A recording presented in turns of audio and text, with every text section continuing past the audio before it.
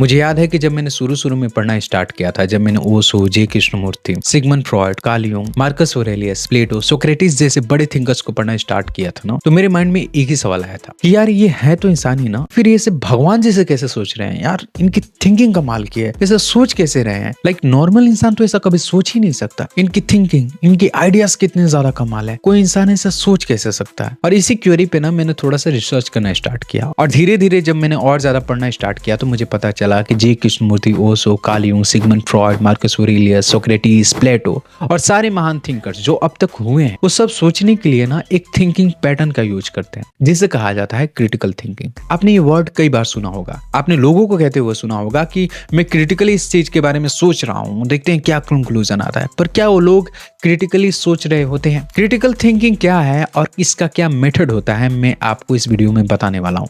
उससे पहले मैं बता देता हूँ कि क्रिटिकल थिंकिंग इतना ज्यादा इंपॉर्टेंट क्यों है हमारी लाइफ में। देखो, क्रिटिकल थिंकिंग ऐसी चीज है ना जिसे अगर आप अपनी लाइफ में सीख गए तो आप किसी भी इंफॉर्मेशन, किसी भी इंसान को चीड़ फाड़ के रख सकते हो, उसका पोस्टमार्टम कर सकते हो। फिजिकली नहीं बट इंफॉर्मेशन के तौर पे, आइडियाज के तौर पे, क्योंकि आपके पास ऐसा स्किल होगा कि आप किसी भी आइडिया को ब्रेक कर सकते हो और उसे कई सारे आइडियाज बना सकते हो या फिर उसे गलत साबित कर सकते हो। अगर आपके अंदर क्रिटिकल थिंकिंग डेवलप हो गई तो कोई आपके साथ स्कैम नहीं कर पाएगा और मैनिपुलेट तो आपको कभी कर ही नहीं सकता। आपको तो पता ही होगा कि मॉडर्न जमाना कैसा है, कितना ज्यादा गैस लाइटिंग होता है, कितना ज्यादा स्कैम्स होता है हमारे साथ, इमोशनल स्कैम्स होते हैं, हमें मैनिपुलेट किया जाता है। तो अगर इन सारी चीजों से बचना है और अच्छे आइडियाज को जनरेट करना है, अच्छे तरह से सोचना है, इंफॉर्मेशन को अच्छे से फॉर्मुलेट करना है और एक ऐसा इंसान बनना है जो कि वैल्यूएबल आइडियाज को जनरेट करे, जिसके थॉट्स और बिलीफ इतना ज्यादा पावरफुल हो, इतना ज्यादा इंस्पायरिंग और एडमायरेबल हो कि लोग उसकी रिस्पेक्ट करे, तो आप इस वीडियो को एंड तक देखना। मैं इस वीडियो में कुछ ऐसे स्टेप्स बताने वाला हूं जिसका यूज करके आप दुनिया के 0.1% के जो टॉप थिंकर हैं उनकी लिस्ट में आ सकते हैं। आप एक क्रिटिकल थिंकर बन सकते हैं। मैं साइकोलॉजी का स्टूडेंट हूं और जो भी स्टेप्स मैं इस वीडियो में बताने वाला हूं वो सारी चीजें हमारी साइकोलॉजी में पढ़ाई जाती है, जहां बात आती है थिंकिंग की, क्रिटिकल थिंकिंग की।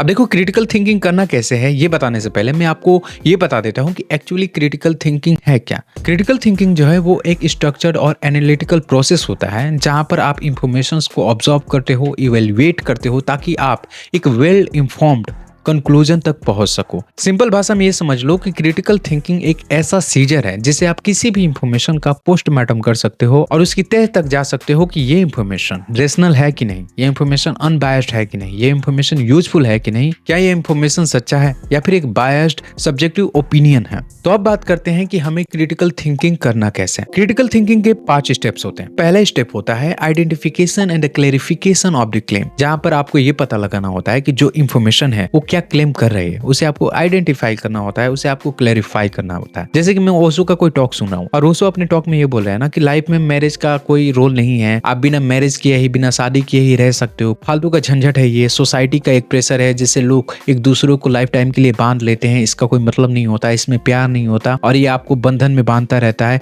इसलिए मैंने अपनी शादी नहीं की और मैं चाहता हूँ कि आप भी शादी ना करो।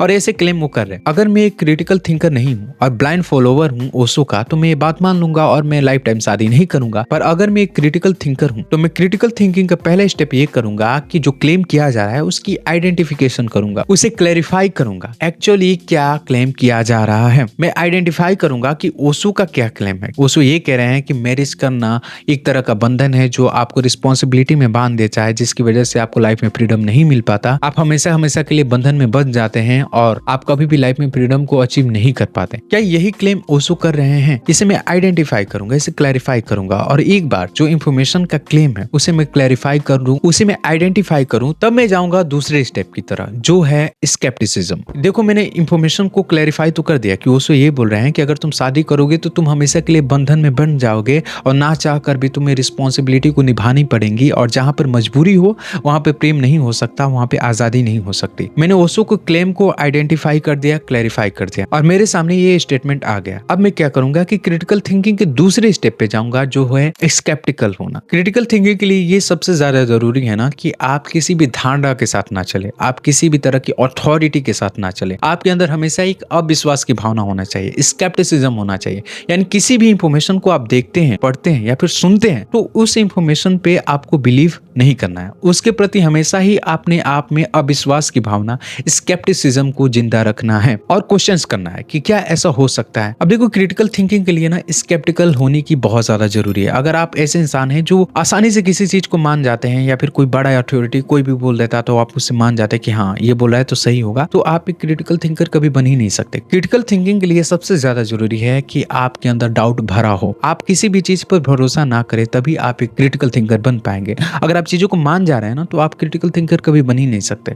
तो क्रिटिकल थिंकिंग के लिए स्केप्टिसिज्म का होना बहुत ज्यादा जरूरी है, स्केप्टिकल होना बहुत ज्यादा जरूरी है। तो हमेशा अविश्वास की भावना होना चाहिए। अब हमने क्लेम को आइडेंटिफाई कर लिया, उसके बाद से हमारे अंदर स्केप्टिसिज्म भी आ गया, स्केप्टिकल भी हो गया, हम इंफॉर्मेशन को लेकर हम उसे मान नहीं रहे। अब हम क्या करेंगे, अपने नेक्स्ट स्टेप की तरफ जाएंगे जो कि है इंफॉर्मेशंस को गैदर करना। अब हम क्या करेंगे कि उन सारी इंफॉर्मेशंस को गैदर करेंगे जो इस क्लेम के लिए जरूरी है। लाइक अगर ये क्लेम किया जा रहा है कि शादी करना लाइफ में जरूरी नहीं है क्योंकि आपकी फ्रीडम को रोकता है, तो हम क्या करेंगे कि वो सारे इंफॉर्मेशंस को गैदर करेंगे जो कि शादी के बारे में है, जो कि विवाह के बारे में। हम कई सारे थिंकर्स को पढ़ेंगे कि उनका क्या ओपिनियन है विवाह के बारे में। हम कई सारे आर्टिकल्स पढ़ेंगे, पॉडकास्ट देखेंगे, इंटरव्यूज देखेंगे, ग्रेट थिंकर्स की किताबें पढ़ेंगे और इंफॉर्मेशंस को इकट्ठा करेंगे। जब हम इंफॉर्मेशन को गैदर कर रहे हैं तो हमें ये ध्यान में रखना है कि जो भी इंफॉर्मेशन हम गैदर कर रहे हैं वो अनबायस्ड इंफॉर्मेशन हो। कभी कभी हम ज्यादातर उन्हीं इंफॉर्मेशंस को गैदर करते हैं जो हमारे पर्सपेक्टिव को सपोर्ट करती हो, जो हमारे बिलीव को सपोर्ट करती हो, और उसे ही कहा जाता है कंफर्मेशन बायस, जो कि बायस हो जाता है। लाइक अगर मैं मानता हूं ना कि मैरिज लाइफ में इंपॉर्टेंट है और मैं इसके लिए बायस्ड हूं, तो मैं क्या करूंगा, बार बार उन्हीं सारे इंफॉर्मेशन पे नजर दौड़ाऊंगा जो ये साबित कर सके कि मैरिज लाइफ में इंपॉर्टेंट है, और वो सारी इंफॉर्मेशन को लाकर मैं ओशो के दावा को गलत साबित कर दूंगा। पर ये क्रिटिकल थिंकिंग नहीं है, ये एक बायस्ड थिंकिंग है। क्योंकि मैं क्या कर रहा हूं, मैं अपने ओपिनियन के बेसिस पे इंफॉर्मेशन को ला रहा हूं, ऐसे इंफॉर्मेशन को ला रहा हूं जो मेरे पर्सपेक्टिव को सपोर्ट कर सके। और उन बायस्ड इंफॉर्मेशन से मैं क्या कर रहा हूं कि किसी के स्टेटमेंट को या फिर किसी इंफॉर्मेशन को काउंटर करने की कोशिश कर रहा हूं, जो कि मुझे नहीं करना है। दूसरा, हमें अथॉरिटी बायस नहीं होना है कि ओशो ने बोल दिया, ओशो ने बहुत ज्यादा किताबें पढ़ी, ओशो को तो मानने वाले बहुत बड़े बड़े लोग हैं, बहुत बड़े बड़े थिंकर्स ने ओशो को अपना इंस्पिरेशन माना, तो क्या ओशो जो बोल रहे हैं वो गलत हो सकता है? नहीं हो सकता। अगर ओशो बोल रहे हैं कि मैरिज लाइफ में इंपॉर्टेंट नहीं है, ये हमारे फ्रीडम को रोकता है, मैरिज एक जबरदस्ती का रिश्ता है जो कि समाज ने बांध दिया है, तो जाहिर सी बात है कि सही होगा। क्योंकि ओशो ने बहुत ज्यादा पढ़ा होगा, बहुत ज्यादा सोचा होगा, तभी तो ये बात बोला होगा। क्योंकि ओशो तो बहुत महान शख्सियत है, तो वो ऐसे भी कोई जजमेंट थोड़ी दे देंगे। तो ये हो गया अथॉरिटी बायस, जहां पे हम किसी ग्रेट अथॉरिटी को देखकर अपने आप को सरेंडर कर देते हैं। हम मान लेते हैं कि हाँ किसी बड़ी अथॉरिटी ने बोला है तो सही ही होगा। तो आपको कंफर्मेशन बायस से बचना है,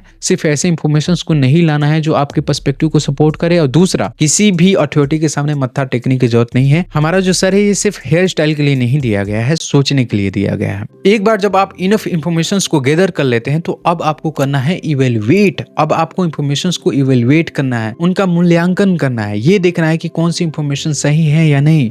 आपको ऑब्जेक्टिवली देखना है, बायस्ड नहीं होना है, किसी भी तरह की लॉजिकल फैलेसी का शिकार नहीं होना है। ऑब्जेक्टिवली आप देखेंगे कि कौन सी इंफॉर्मेशन सही है, कौन सी इंफॉर्मेशन गलत है। ओशो का स्टेटमेंट था कि मैरिज जो है वो हमारी फ्रीडम को रोकती है, तो इसके लिए हम सारे इंफॉर्मेशन को इवेलुएट करेंगे कि इंफॉर्मेशन क्या कह रही है। क्या सच में मैरिज हमारे फ्रीडम को रोकता है, या फिर ये हमें एक सिक्योरिटी देता है, एक सेंस ऑफ कंपेनियन देता है, हमें एक ऐसा साथी देता है जो हमारे सुख दुख में हमारा साथ हो। जब हम डिमोटिवेटेड फील करें तो वो हमें मोटिवेट कर सके, जब हम किसी मुसीबत में हो तो हमारे साथ खड़ा हो सके। अब ओशो के स्टेटमेंट से हम सारे इंफॉर्मेशन जो कि हमने इकट्ठे किए हैं उसको इवेलुएट करेंगे, उनका मूल्यांकन करेंगे। सबसे पहले हमने क्लेम को आइडेंटिफाई किया, फिर स्केप्टिकल हुए, फिर इंफॉर्मेशन को हमने गैदर किया, उन इंफॉर्मेशन को हमने इवेलुएट कर लिया। अब हम क्या करेंगे कि कंक्लूजन पे पहुंचेंगे कि एक्चुअली क्या कंक्लूजन है, क्या ओशो का क्लेम सही है या फिर गलत है। ओशो का जो क्लेम था उसके लिए हमारा क्या कंक्लूजन है, हम उस पे पहुंचेंगे। सारे इंफॉर्मेशन को इवेलुएट करने के बाद कंक्लूजन पे हम ये पहुंचेंगे कि जरूरी नहीं कि मैरिज जो है हमारे फ्रीडम को रोके। अगर हम अच्छे पार्टनर का चुनाव करते हैं तो वो हमारी फ्रीडम को और ज्यादा बढ़ा सकता है, क्योंकि हमारे हिस्से की रिस्पॉन्सिबिलिटी भी हमारा पार्टनर कभी कभी उठा सकता है। मैरिज से हमें एक कंपेनियन मिल सकता है जो हमारे सुख दुख में हमारा साथी हो, जिसके साथ हम दुनिया देखें, आजादी से घूमें और जिनसे हम प्यार कर सकें। अगर हम साइकोलॉजिकली देखें तो एक ऐसे इंसान का हमारी लाइफ में होना बहुत ज्यादा जरूरी है जो हमारा बहुत ज्यादा खास हो, जो हमारा कंपेनियन हो, क्योंकि इससे हमारी मेंटल हेल्थ अच्छी रहती है, इससे हम खुश रहते हैं और हम ज्यादा तनाव फील नहीं करते। ओशो का जो क्लेम था कि लाइफ में मैरिज अननेसेसरी है और ये हमारे फ्रीडम को बांधता है, उसे हमने डिबंक किया क्रिटिकल थिंकिंग से। हमने सिर्फ ओपिनियन नहीं दिया कि नहीं लाइफ में मैरिज बहुत ज्यादा इंपॉर्टेंट है क्योंकि हमारा साथी मिल जाएगा, हमने ऐसे जजमेंट नहीं दिए। हमने पहले क्लेम को आइडेंटिफाई किया, उसके लिए स्केप्टिकल हुए, हमने इंफॉर्मेशंस को गैदर किया, उन्हें इवेलुएट किया और उसके बाद से हम कंक्लूजन पे पहुंचे कि नहीं, लाइफ में एक कंपेनियनशिप का होना बहुत जरूरी है, एक पार्टनर का, एक लाइफ पार्टनर का होना बहुत बहुत ज्यादा जरूरी है अगर हम लाइफ में अच्छी मेंटल हेल्थ चाहते हैं, हैप्पीनेस चाहते हैं तो। और इस तरह से हमने क्रिटिकली सोचा और ओशो के कंसेप्ट को डिबंक किया और हमने ओशो से भी बेहतर सोचा। हो सकता है कि मेरा एग्जाम्पल वीक रहा हो या फिर जिस तरह से मैंने चीजों को प्रेजेंट किया वो थोड़ा सा अच्छा ना हो, पर अगर आप इन 5 स्टेप्स का यूज करते हैं, इस फ्रेमवर्क का यूज करते हैं तो आप एक अच्छे क्रिटिकल थिंकर बन सकते हैं, एक ऐसे थिंकर बन सकते हैं जिसके आइडियाज, जिसके थिंकिंग, जिसके थॉट्स इतने ज्यादा एडमायरिंग हो, इतने ज्यादा इंस्पिरेशनल हो कि लोग उसका रिस्पेक्ट करना स्टार्ट कर दें। जो भी 5 स्टेप्स मैंने आपको बताया उन्हें आपको प्रैक्टिस करना है अगर आप एक क्रिटिकल थिंकर बनना चाहते हैं तो। आई होप कि आपने इस वीडियो में बहुत कुछ सीखा होगा, और सीखा है तो कमेंट में बताना, लाइक कर देना और चैनल को सब्सक्राइब कर देना क्योंकि नया हूं, आपका सपोर्ट की जरूरत है। इसी के साथ अगर कोई नया टॉपिक आपके माइंड में है और आप चाहते हैं कि मैं उस पर वीडियोस बनाऊं तो आप वो भी बताना, मैं उस पर भी वीडियोस बना दूंगा। इसी के साथ वीडियो को यहीं पे एंड करते हैं। मैं आपको मिलता हूं किसी नए वीडियो में, किसी नए प्रॉब्लम के किसी नए सॉल्यूशन के साथ। तब तक के लिए नमस्कार।